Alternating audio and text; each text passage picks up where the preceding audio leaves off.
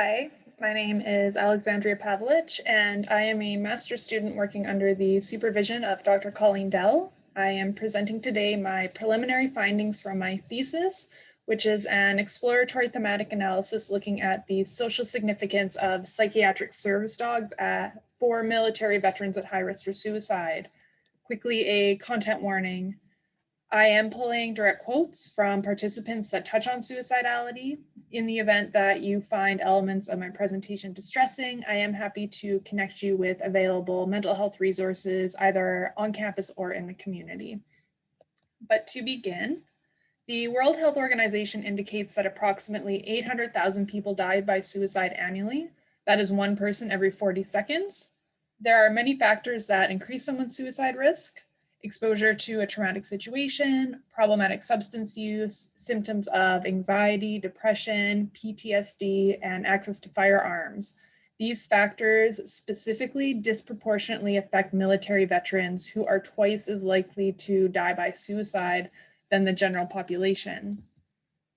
The most common discourse around suicide is that those with a mental illness are at the highest risk. However, this view is limiting because it doesn't explain why individuals without psychiatric labels experience suicidality, and it downplays the importance of contextual variables.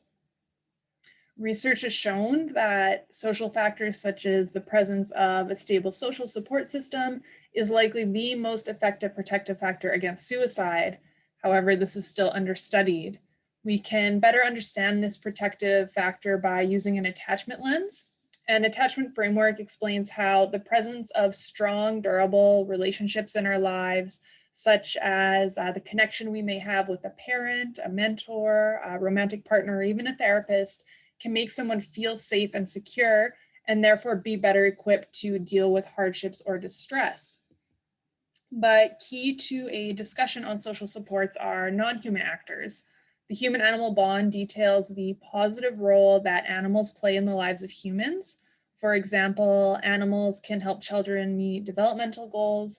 They can assist with a wide array of symptoms pertaining to mental distress, and they can act as a strong and secure attachment figure that I just mentioned, and also providing a sense of purpose for our lives. We also know, based on research actually coming out of our own university, that service dogs specifically have been shown to decrease rates of problematic substance use and improve markers associated with PTSD. As a note, psychiatric service dogs differ from regular companion animals, as they are specially trained to help one specific individual with a condition such as PTSD for a military veteran. But before I get into this further, I need to take a pause because this is a Sociology 990. So I wanted to highlight why the study of suicide should remain central to sociological analysis. Suicide today tends to be framed as a social problem faced by individuals. Prevention frameworks coming from public health and psychology tend to have little success. Globally, suicide rates are increasing despite increased efforts for mental health awareness, education, and prevention programming. Sometimes structural factors are acknowledged in prevention initiatives, but overall, the focus remains on the individual who is presented as someone that is ill. The social actor experiencing suicide is perceived as an individual unit divorced from cultural systems or societal influences. In 1895, Gabriel Tarde was the first sociologist to openly dismiss biomedical models of suicide. He privileged social explanations through his research on copycat suicide, a phenomenon displaying how there are certain geographical pockets where a series of chain reaction suicides occur in a given time and place. Shortly after, in 1897, Durkheim published his infamous text, Suicide, a Study in Sociology. An overview of his work could be an hour-long lecture in itself, but basically Durkheim developed a typology of suicide to explain not why an individual took their life, but to explain how specific structuring mechanisms within society resulted in different types of suicidal acts. The two major factors that become central for Durkheim's model are integration, which is along the side, and regulation along the bottom. I won't go into this table fully due to time restraints, but I can cover it after the fact if anyone is interested. Integration basically refers to a sense of belonging, inclusion, care, essences enabled or inhibited by our immediate social ties. Alternatively, regulation is the monitoring, oversight, or guidance that can be provided by social groups or institutions. Durkheim observed that well-integrated groups had cohesive social relations, which reduced an individual's suicide risk in times of distress. He also indicated that states of despair occurred when an individual lacked moral guidance or there were excessive external restraints, therefore arguing that both under and over regulation or over and under integration can produce suicide within a given group. When there is a healthy balance of these two factors, and if an individual's personal needs and demands of their broader network are met, that is when suicide risk diminishes within a group. The sociological study of suicide sort of fell off the map for a number of decades. There was a small resurgence in the 1950s, but sociologists were still borrowing heavily from other disciplines such as psychology and anthropology. But in the late 60s, a sociologist by the name of Douglas took a very interpretivist approach. Douglas said that we should view suicide as a socially meaningful action. And this position is incredibly in line with critical suicidology, which is the theoretical framework for my own study. In direct opposition to medicalization, critical suicidology aims to move beyond seeing the individual, beyond seeing suicide as pathological and individual. I should just read my slides. It is heavily inspired by Foucauldian and social constructivist thought, as it actively interrogates contemporary suicide research practices by exploring taken for granted assumptions and viewing them through a holistic, historical, and politically oriented lens. It views the self as a set of relational entanglements, meaning that suicide should be approached as an interactive and co-constituted act outside the individual. So if we are to view suicide as something that is highly interactive as opposed to an outcome of a mismanaged clinical condition, how do we study this? I wanted to find something that was in line with the earlier mentioned attachment framework, which led me to the concept of mattering. Mattering was brought forth by sociologist Morris Rosenberg in 1981, who explains it as a person's need to feel significant in the eyes of others.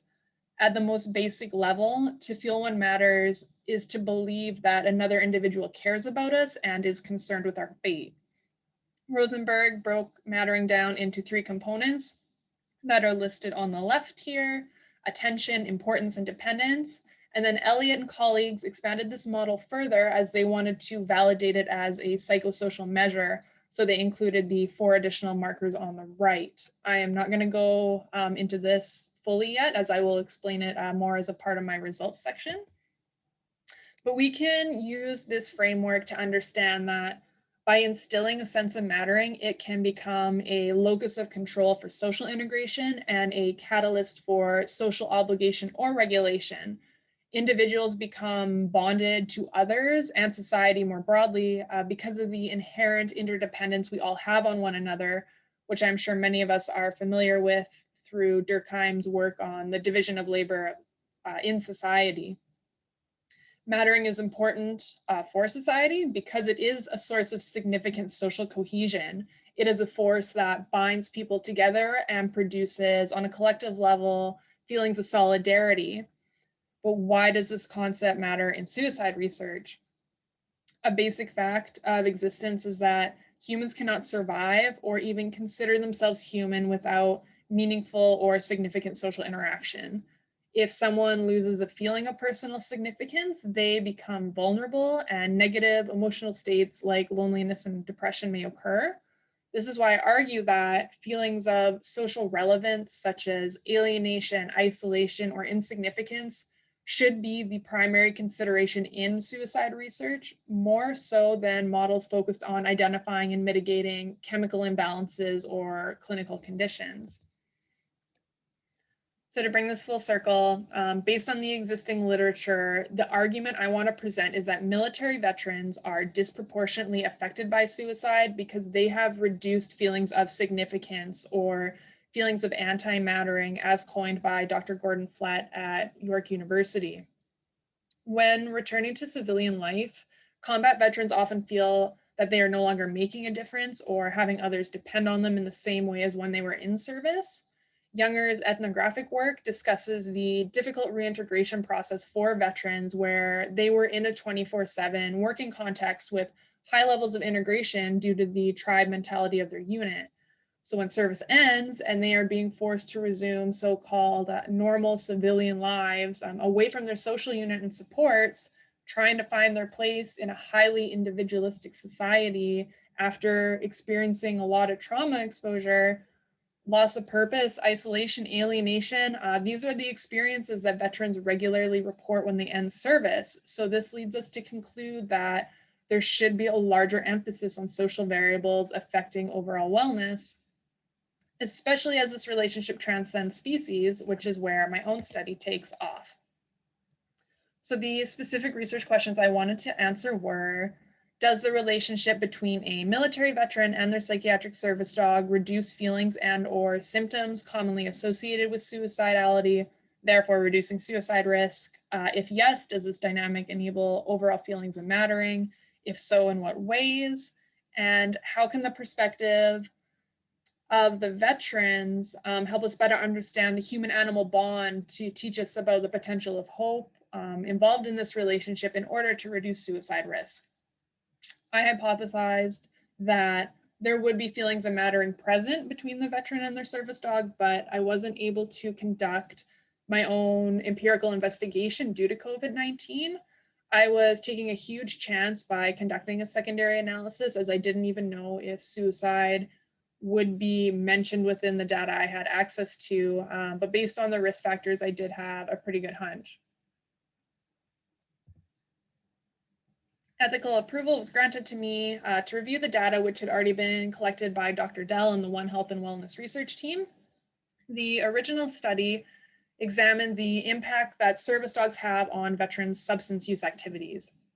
They worked along Audiamus, a national service dog training program that pairs veterans with PTSD alongside working dogs who they train to assist with their daily functioning. An exploratory patient-oriented time series research design was used to allow for veteran engagement at all levels of the project. Data collection and measurement occurred at multiple points through semi-structured interviews and surveys over an 18-month period.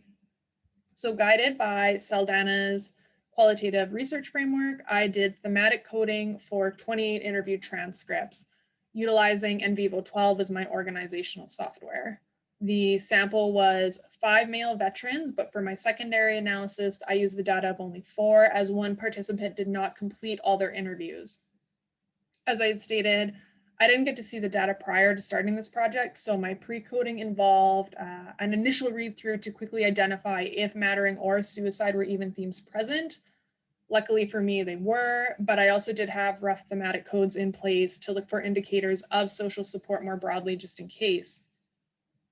So with the pre-coding, I made analytic memos and developed my codebook. For first cycle coding, I utilized effective and elemental methods to identify data relevant to feelings of mattering, suicidality, hope, and healing, basically looking for anything reflective of my 3 research questions. After the finalization of my codebook, second cycle coding occurred. This process I did twice since mattering was present, so I did refined pattern and theoretical coding to identify instances of the 7 markers of mattering that I would use for my analysis. The markers of mattering were mentioned previously, 3 by Rosenberg and 4 by Elliott and colleagues. They're listed all on the left here. I am happy to report that all markers of mattering were present in the relationship between each veteran and their service dog.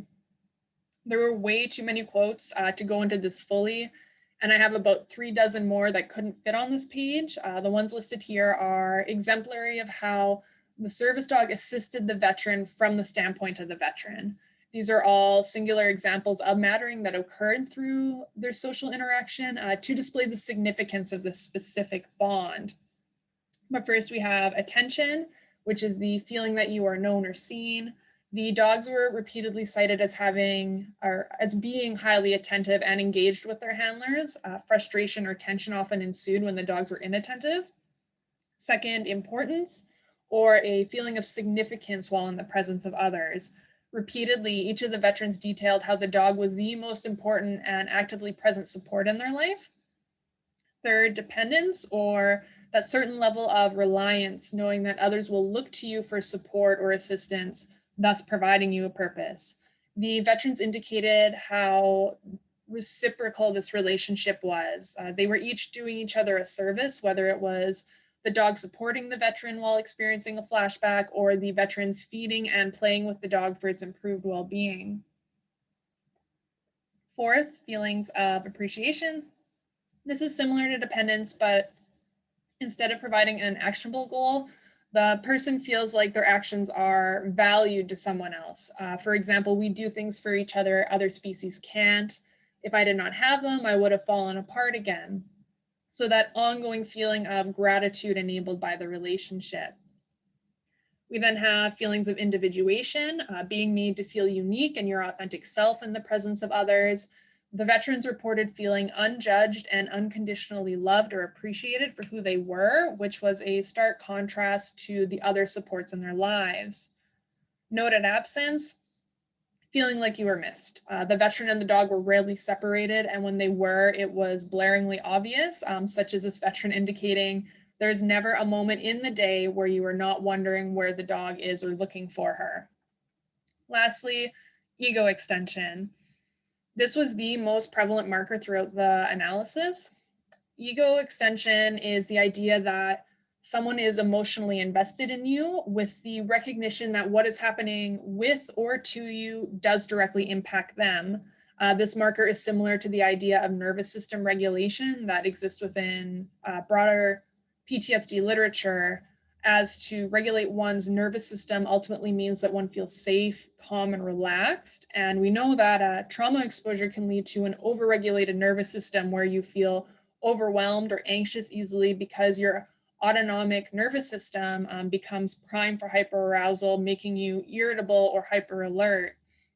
So as someone becomes more emotionally intelligent or agile in terms of being able to recognize the state of mind they are in, ego extension becomes the mechanism of awareness that what you are projecting onto others, or what you are projecting impacts those around you. It is an immensely relational measure. Two quotes from the bottom on the right. I don't want to be uncomfortable because then my dog is uncomfortable.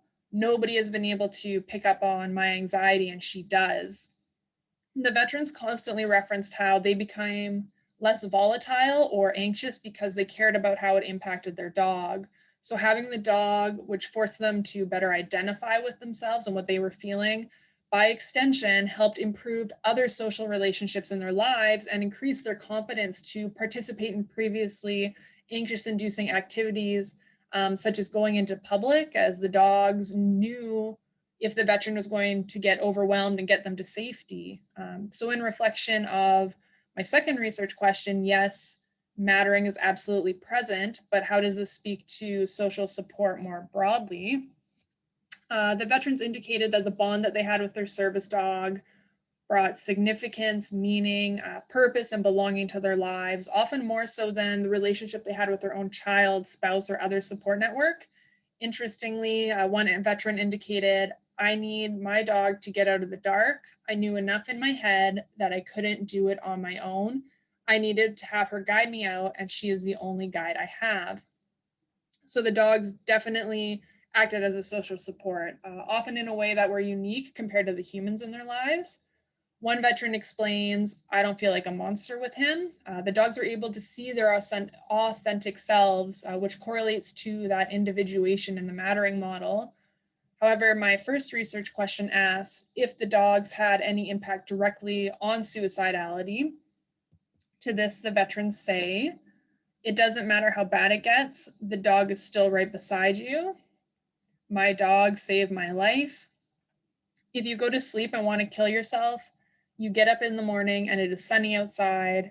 The first thing she wants to do is play and go for a walk. Your day is always going to be better, even if you wanted to kill yourself when you went to bed.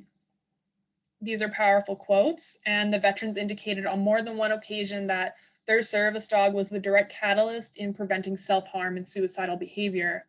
One vet shared a story about how he had planned to leave the country and basically just disappear so he could get really drunk with the intention of killing himself, but he stopped because he was sitting there with his dog looking at her, and he just couldn't imagine doing it because what would happen to his dog? He felt guilt about leaving the dog behind. So this bond is massively significant. My last research question was about how this relationship may show us things about hope and healing. I didn't find a lot of instances of this, which could be a limitation in data collection, as those weren't really intended measures. However, one veteran did indicate, I can see a future now. It gives me a lot of meaning. The dog is going to help you with your recovery. They are going to give you a purpose. My life is coming back now.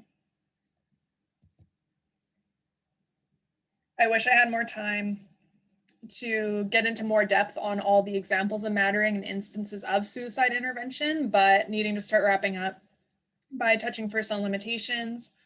Primarily, this was an exploratory pilot study with a very small sample.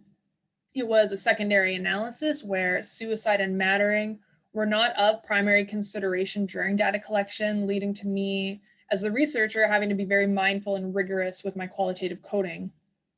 Mattering is a strongly defined and measurable construct, so there is the ability to replicate these findings for many veterans and service dog duos. If I had been able to, I would have liked to employed a more formal measure of mattering, using a validated mattering to others questionnaire, which could be revised and applied to the context of the human-animal relationship, as mattering has never been explored on an interspecies basis before, only human to human.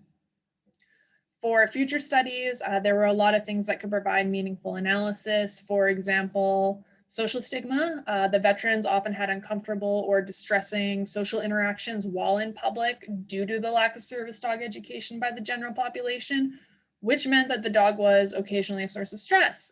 Dr. Williamson is going to be exploring this through the One Health office with her postdoc work. But also with this, we have to always ensure that the welfare of the animal remains central in this type of research. There needs to remain a strong emphasis on the mutually dynamic relationship between the dog and handler, and acknowledge the benefits and drawbacks that may occur for both during interactions. Lastly, the reduction of psychiatric medication use. Once veterans started working with their service dogs, all of them were able to reduce not only their problematic substance use, which Dr. Dell and our team has published on, but a reduction in their psychiatric medications for symptoms associated with PTSD and anxiety. So to me, this begs the question, is the continued use on individualized, medicalized, and biopsychiatric models for those at risk for suicide really the right approach? If you talk to the veterans who suffer feelings of suicidality in the study, the answer is going to be a resounding no. So in closing, I just want to reiterate that the presence of service dogs in the lives of veterans enables feelings of mattering, which means that the human-animal bond may have a role to play as a cost-effective, complementary, and holistic health practice in suicide prevention activities. I believe this conclusion is true not only for veterans. There is so much anecdotal evidence speaking to how animals literally save lives, whether that's someone living on the street with a dog, someone in a relationship where intimate partner violence is present, or cats visiting people in long-term care homes. So I would like to see animal-assisted intervention explored further, specifically within suicide prevention research, and that is something I hope I can do more of as a part of my PhD, which I will be continuing here at USask in the fall. That is all for today. Thank you for your time and attention. Thank you to Dr. Wotherspoon, who organizes our 990s, as well as the support of my supervisor, Dr. Colleen Dell, my colleagues from the One Health and Wellness team, and obviously the incredible veterans and their amazing dogs who were willing to share their experiences with us. Thank you.